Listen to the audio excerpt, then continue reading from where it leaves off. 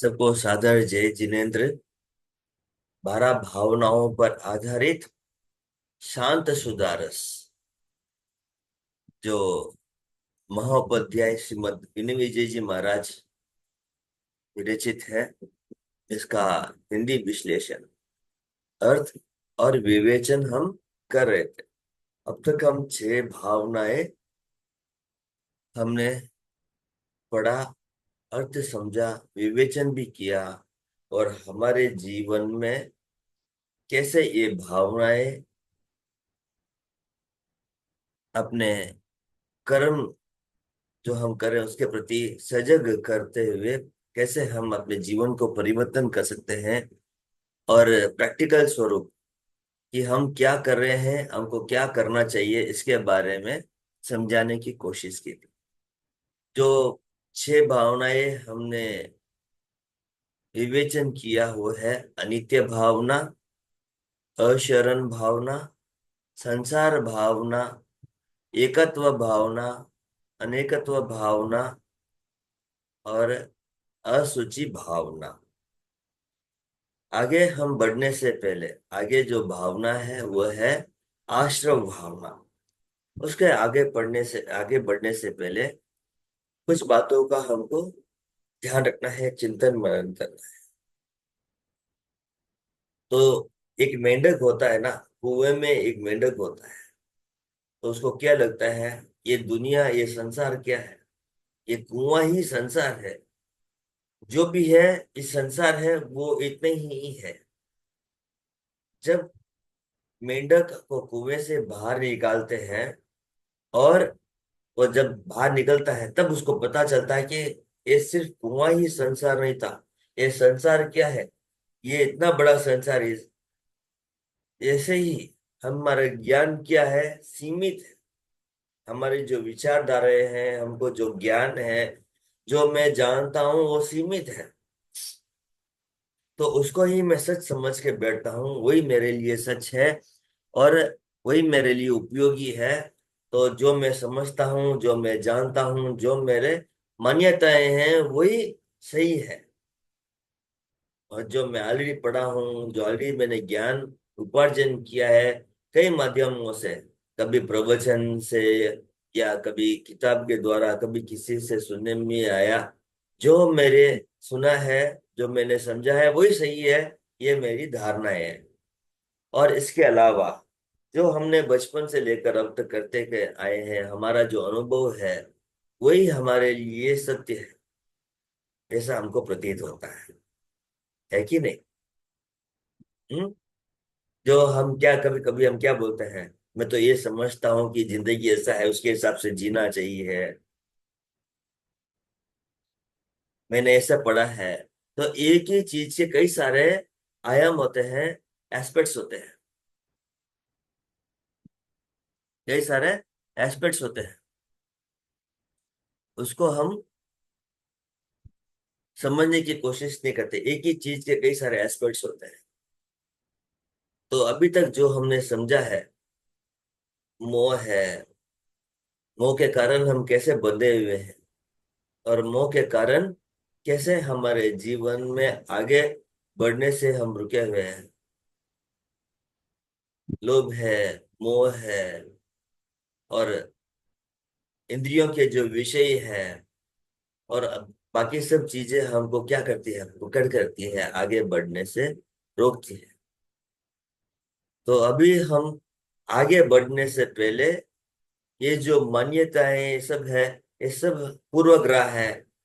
यानी already always जो हमारे बैकग्राउंड में चल रहा है, वो सब को छोड़ते हुए, सबको एक साइड में रखते हुए, हम एक ओपन माइंड के साथ एक नया विचार, एक नए भावनाएं ग्रहण करते हुए आगे बढ़ेंगे।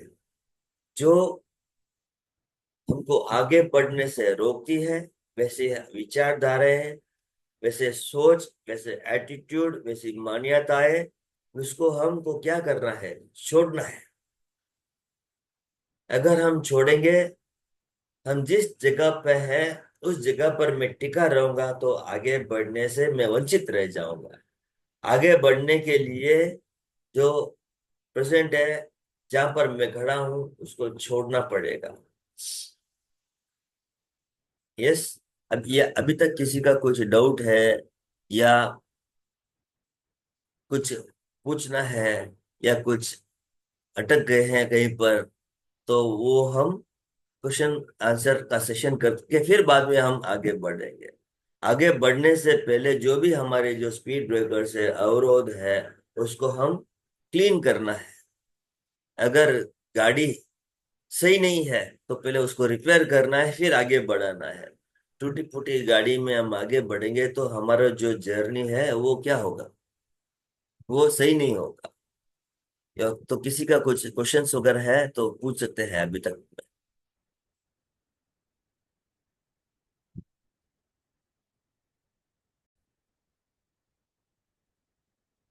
कंसिस्टेंसी बहुत जरूरी है, जो भी हम प्रैक्टिस करते हैं उसके लिए। अगर हम कंसिस्टेंसी नहीं करते हैं, एक दिन भी अगर हमारा छूट जाता है तो बहुत कुछ हमसे छूट सकता है। एक दिन आप अटेंड करते हैं, किसी एक श्लोक का अर्थ या एक विवेचन हमारे जीवन को परिवर्तन करने के लिए सक्षम हो सकता है। हमको सुनने में आता है कि एक चोर होता है, और चोर जब मरता है तब अपने बेटे को बोलता है कि जिंदगी में तू कुछ भी कर लेना, मगर महावीर की वाणी सुनना मत, कभी भी मत सुनना। वह चोर चोरी करते हुए उस रास्ते से आगे बढ़ता है, और उसके पाँव में कांटा चुभ जाता है। तो वो जब भगवान महावीर देशना देते रहते हैं, प्रवचन देते रहते हैं, तब उस रास्ते से गुजरता हुआ उसको आवाज आती है तो वो कान बंद कर देता है, क्योंकि उसको अपने पिताजी की बात याद आ गई कि भगवान महावीर की कभी वाणी नहीं सुनना है। मगर कांटे चुभने के कारण दोनों हाथ छूट जाता है, कांटे लगाने में संलग्न हो जाता है। तो हम श्वास तो रोक सकते हैं, आंखें बंद कर सकते हैं, मगर हम कोई आवाज आता है, हम सुनना ही हम नहीं सुनना, ऐसा हम कर नहीं सकते हैं। तो भगवान महावीर बोल रहे थे कि देवी देवता है स्वर्ग में कैसे होते हैं। तो एक बार ऐसा होता है कि चोर पकड़ा जाता है, और जो राजा होते हैं अभय कुमार, वो एक रचना करता है कि स्वर्ग लोक का। जब उसको याद आता है कि भगवान महावीर से उसने क्या सुना और ये क्या हो रहा है, तो उसको चालाकी से वो छूट जाता है। फिर उसको याद आता है कि एक प्रवचन मैंने भगवान महावीर का सुना और मैं राजा से दंडित होने से बच गया। वैसे ही प्रत्येक श्लोक हमको कुछ समझाने की कोशिश करते हैं। उसका विवेचन हमारे भाव, हमारे विचारधारा को परिवर्तन करने में सहायक होता है। तो एक विचार और एक विवेचन छूट जाने से बहुत कुछ छूट सकता है। तो मेरा आपसे नम्र निवेदन है कि एक दिन भी आप मिस मत करें। और मैं उन सबको धन्यवाद देता हूँ, सुब्रमण्य सर जी को, लीला जी को, वसंता जी को, और भी जो भी प्रत्येक दिन एक दिन भी मिस करे किए बगैर वो अटेंड करते हैं। तो मेरा आप सबसे वापस निवेदन है कि 100% अटेंडेंस के साथ आप इसमें पार्टिसिपेट कीजिए। और हम अपने जीवन को परिवर्तन करने के लिए यहाँ पर आए हैं, राइट। तो अपने जीवन को परिवर्तन करने के लिए आप स्वयं सहायक बन सकते हैं, कोई और दूसरा सहायक इसमें बन नहीं सकता है।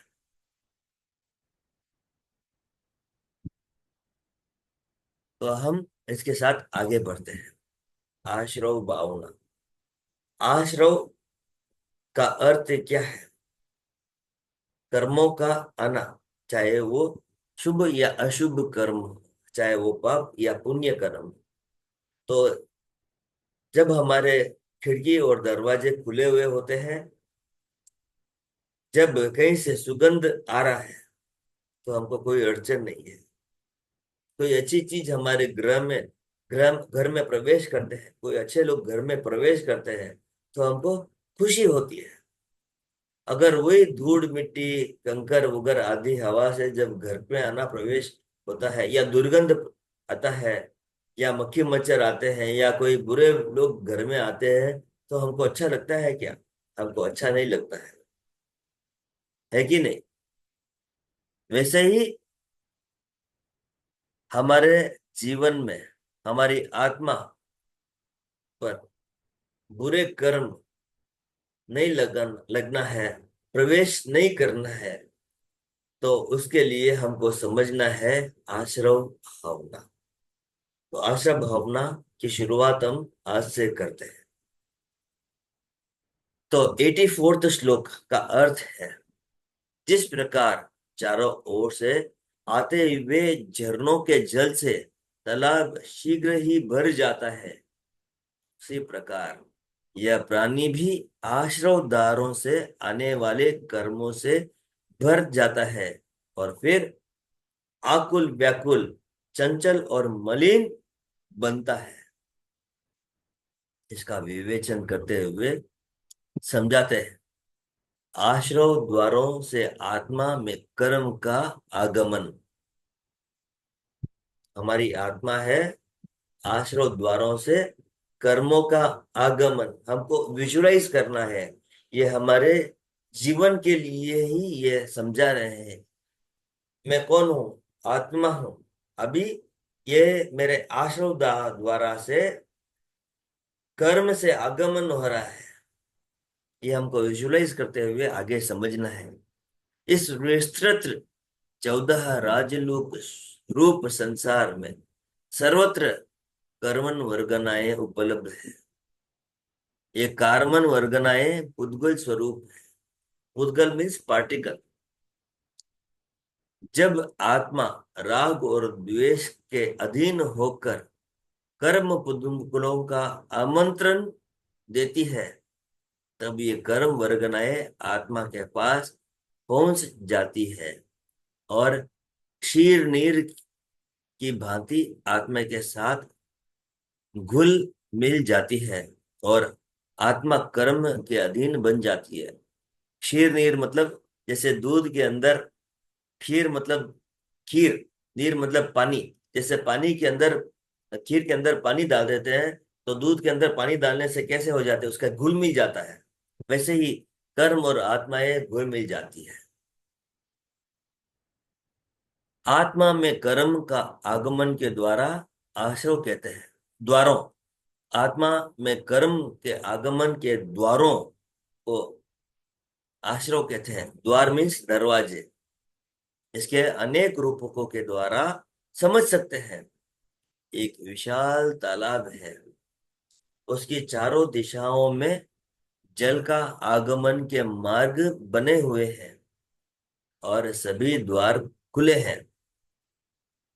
अचानक जोरों की वर्षा होती है, और पानी अपने आश्रव के अनुसार निम्न भाग की ओर आगे बढ़ता है।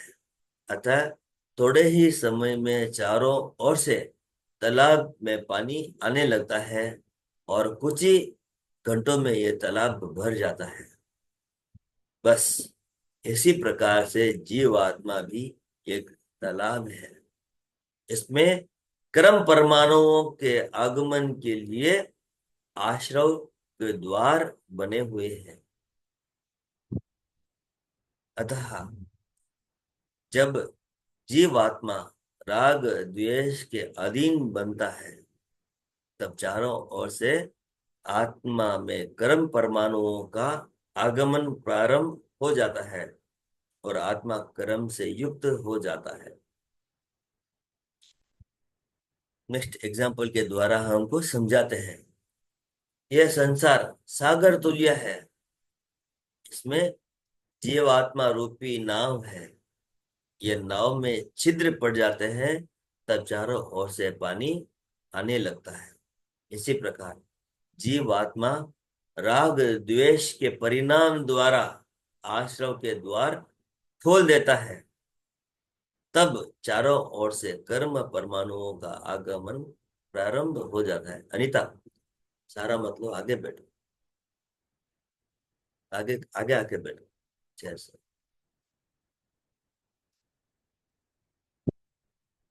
राग और द्वेष के परिणाम द्वारा जब जीवात्मा अपने शत्रु भूत कर्मों को स्वग्रह में प्रवेश करा देता है, तब उसका फल स्वरूप उसे नाना प्रकार की यातनाएं सहन करनी पड़ती है।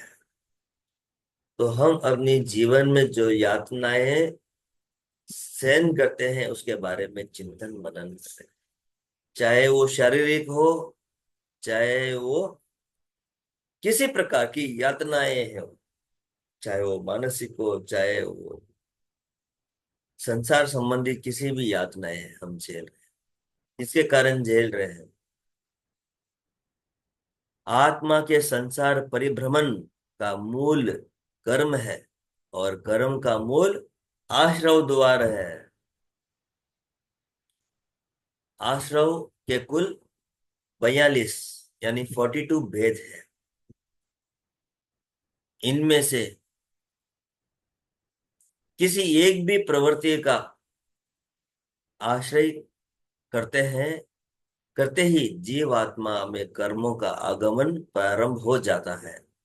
फिर जो ही ये कर्म उदय में आते हैं, तब आत्मा आकुल व्याकुल बन जाती है, और कर्म के उदय के फलस्वरूप ही आत्मा को जन्म की पीड़ाएं, मृत्यु की पीड़ाएं, रोग शोक भय आदि के दुख भोगने पड़ते हैं।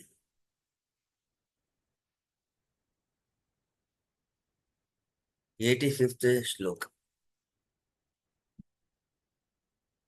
जब कुछ कर्मों को भोग कर जल्दी ही उनकी निर्जरा कर देते हैं, तब तक आश्रव रूप शत्रु प्रति समय अन्य कर्मों को लाकर पुनः सिंचन कर देता है। हाँ, खेद है, मैं उन आश्रव शत्रुओं का निरोध कैसे करूं? इस भीषण संसार से मैं कैसे मुक्त बनूं? ये सबसे बड़ा चैलेंज है हमारे जीवन का। आत्मा के लिए ये चैलेंज है, हम स्वयं के लिए ये चैलेंज है। इसका विवेचन। आश्रमों के निरोध में कठिनाई। अपनी आत्मा प्रति समय आठों कर्मों की कुछ अंश में निर्जरा करती है। अज्ञान आदि के द्वारा आत्मा उदयावालिका में आए हुए ज्ञानावर्णीय कर्मों का क्षय करती है। अंधत्व आदि के द्वारा दर्शनावर्णीय कर्म का कुछ अंश क्षय करती है। सुख दुख के संवेदन द्वारा साता अशाता वेदनीय कर्म का क्षय करती है। इसी प्रकार आत्मा प्रति समय कर्मों का क्षय करती है। इसके साथ ही ये बात का ध्यान में रखने योग्य है कि आत्मा अपनी शुभाशुभ प्रवृत्ति के द्वारा प्रति समय 7 या 8 कर्मों का बंध भी करती रहती है। 8 कर्म में प्रति समय हम कुछ न कुछ कर्म क्षय करते रहते हैं।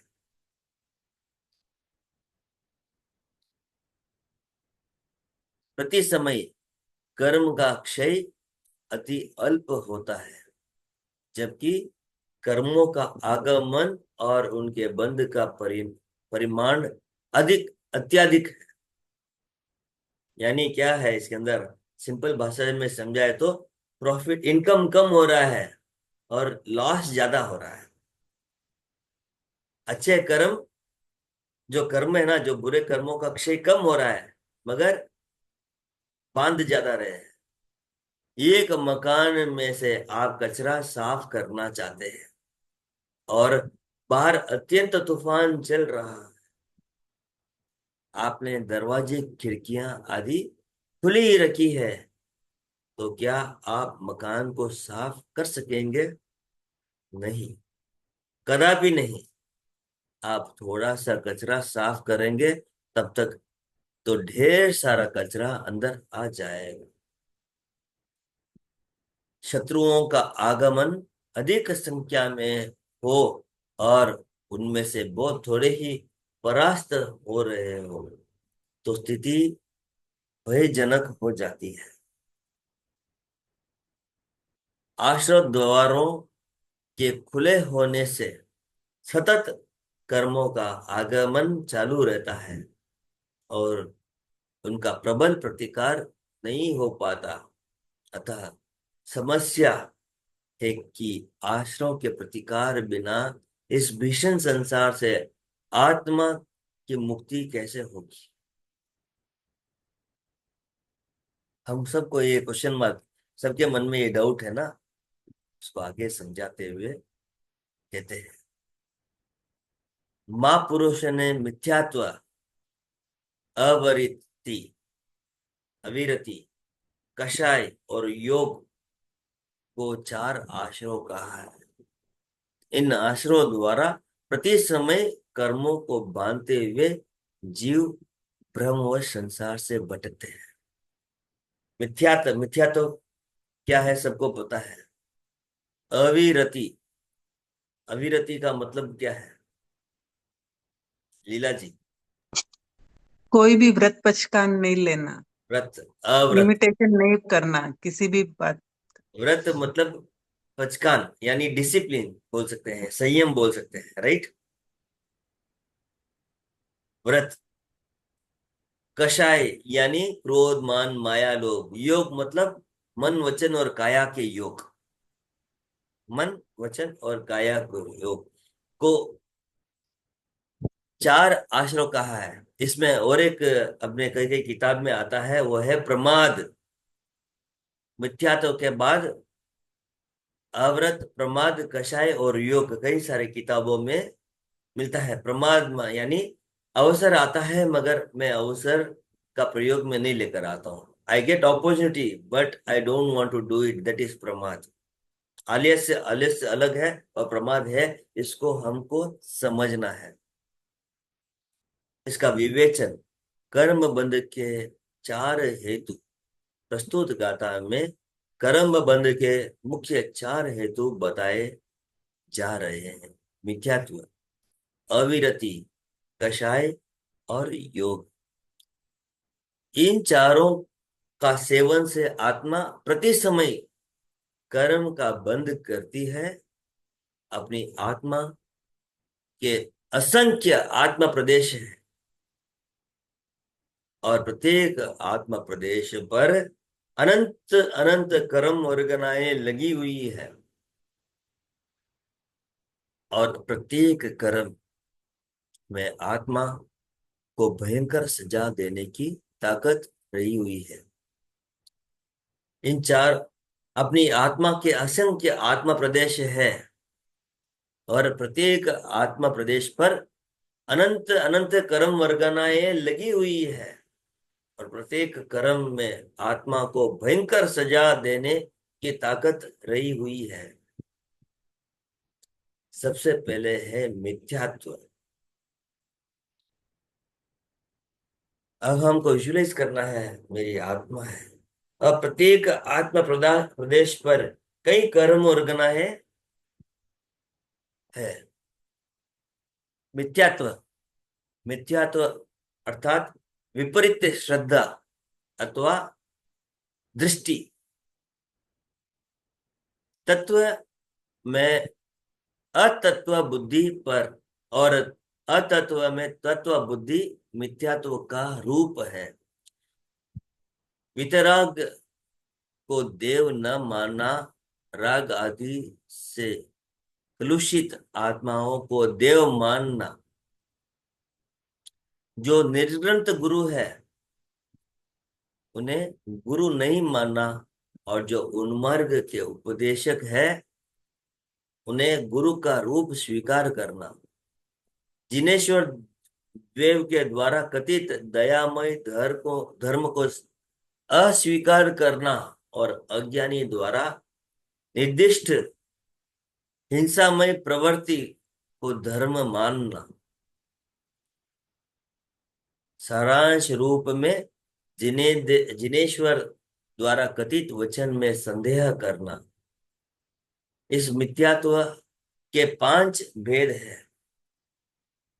अभिग्राहिक मिथ्यात्व, मिथ्या धर्म पर दुराग्रह करना, आत्मा को एकांत, नित्य अथवा अनित्य स्वीकार करना इत्यादि। अभिग्राहिक मिथ्यात्व, मिथ्या धर्म पर दुराग्रह करना, यानी जो मैं मिथ्या को मानता हूं उसको सच मानना। दुराग्रह मतलब वही सच है उसको मानना। आत्मा का एकांत, नित्य, यानी आत्मा नित्य अथवा अनित्य स्वीकार, अनित्य आदि स्वीकार करना इत्यादि। इसका बहुत अच्छा विवेचन और कई सारे किताबों में मिल सकता है। उसको हम डिटेल में वो उसको भी पढ़ना बहुत जरूरी है। कई कई बार एक किताब हम पढ़ते हैं उसके अंदर हर एक चीज की व्याख्या नहीं कर सकते हैं, तो उसका थोड़ा शॉर्ट में समझाते हैं। अगर हमको इंटरेस्ट होता है तो क्या ये पांच वेद है और कई सारे मिथ्या के वेद जो है, हम उसको अलग अलग किताबों के द्वारा हम पढ़ सकते हैं। अपने गुरु से हम ये ज्ञान हम ले सकते हैं। हो सकता है कि और भी डिटेल में आगे हमको पढ़ने का अवसर मिल सकता है। अनाभिग्राहिक मिथ्यात्व, सभी धर्मों को समान समझना, तत्व अतत्व के संदर्भ में विवेक का अभाव होना। अभिनिवेशिक मिथ्यात्व, सर्वज्ञ के बहुत से वचनों पर विश्वास करना किंतु एक दो बात पर विश्वास नहीं करना और अपनी बात का दुराग्रह करना। संशयिक मिथ्यात्व, सर्वज्ञ के वचनों में शंकाशील बनना, अर्थात जिनेश्वर ने जिस वस्तु का निरूपण किया है उसमें शंकाएं पैदा करना। अनाभौगिक मिथ्यात्व, तत्व अतत्व के अध्यवसाय का सर्वथा अभाव, एकंद्रिय से असंगी पंचेंद्रिय जीवों में मन के अभाव के कारण तत्व क्या है इस प्रकार का विचार ही नहीं होता। मिथ्यात्व की उपस्थिति में 6:30 पूर्व, 6:30 नहीं, 9:30 सॉरी, 9:30 पूर्व का ज्ञान भी अज्ञान, और 9:30 बराबर ना, अज्ञान और चरित्र भी यस। काया कष्ट कहलाता है। मिथ्या दृष्टि आत्मा करोड़ों वर्षों के तप आदि से जितने कर्मों की निर्जरा करती है उससे भी अधिक कर्मों की निर्जरा सम्यक दृष्टि आत्मा एक नवोकाशी के पचकान से कर लेती है। ओहो। मिथ्यात्व सर्व पापों का सरदार है, अतः जब तक इसकी उपस्थिति है, जब तक आत्मा में कर्मों का आश्रय इत्यादि परिमाण में होता है। अविरति, अविरति अर्थात पाप के त्याग की प्रतिज्ञा का अभाव। जब तक इच्छा पूर्वक रुचि के साथ पाप त्याग की प्रतिज्ञा नहीं की जाती है, जब तक पाप न करते हुए भी पाप का बंध होता है। जैसे किसी ने आपके मकान भाड़े पे ले रखा है, जब अब उस भाड़े जब उस मकान का आप उपयोग करें या ना करें, तब तक उसका भाड़ा आपको चुकाना पड़ता है। जैसे आपने मकान भाड़े पे ले लिया है, अब उस मकान का उपयोग करे ना करे तो भी आपको भाड़ा चुकाना पड़ता है। यानी if you have taken a home for rent, even if you stay there और not, we have to pay the rent. किसी से रुपये उधार लिए, अब उन रुपयों का आप उपयोग करें ना करें, समय होते ही आपको ब्याज देना पड़ता है। बिजली घर से आपने घर में बिजली ली है, अतः आपको प्रति मास न्यूनतम चार्ज देना ही पड़ता है। यदि आप नहीं देना चाहते हैं तो आपको कनेक्शन कटवाना चाहिए। so many times it happens that if we don't use any property, even if there is a current connection, electricity connection, we have to pay minimum amount as bill. इसी प्रकार यदि आप कर्मों का बंधन नहीं करते हैं तो पाप त्याग की प्रतिज्ञा के द्वारा पापों से संबंध तोड़ देना चाहिए है, अन्यथा उनका आगमन सतत जारी रहता है। एकंद्रिय आदि अवस्थाओं से अविरति का तीव्र उदय होने से कर्मों का आश्रव चालू ही रहता है। अविरति का त्याग की प्रतिज्ञा का बहुत बड़ा फल है। सर्व सर्व विरति को स्वीकार से एक भिखारी भी त्रिलोक पूज्य बन जाता है। पूर्व भव में एक दिन की दीक्षा के पालन से भिखारी का जीव संप्रति महाराजा बन गया। अभी 6:04 हो चुके हैं, तो ये जो कषाय है और आगे का विवेचन हम कल करेंगे। तो पूर्व में एक दिन की दीक्षा पालन से भिखारी का जीव संप्रति महाराजा बन गया है। तो ये जो क्या विवेचन है, कल हम लीला जी या वसंता जी, कल आप हमको समझाएंगे कल इसका। किसके बारे में भैया? पूर्व भव में एक दिन की दीक्षा के पालन से भिखारी का जीव वो संप्रति मैंने नहीं महाराजा। सुना हुआ है, हाँ, संप्रति महाराजा का। तो मैंने कल नहीं आप सुनी नहीं सुना वो होगा, स्टोरी। तो नहीं। कल आप कहीं से सुनकर कल हमको समझाएंगे। आप कल उसके बाद हम आगे का कषाय का हम करेंगे, ठीक है। तो अभी हम ध्यान करेंगे। तो आज का रिकॉर्डिंग यहीं पर समाप्त करते हैं, कल वापस शुरू करते हैं।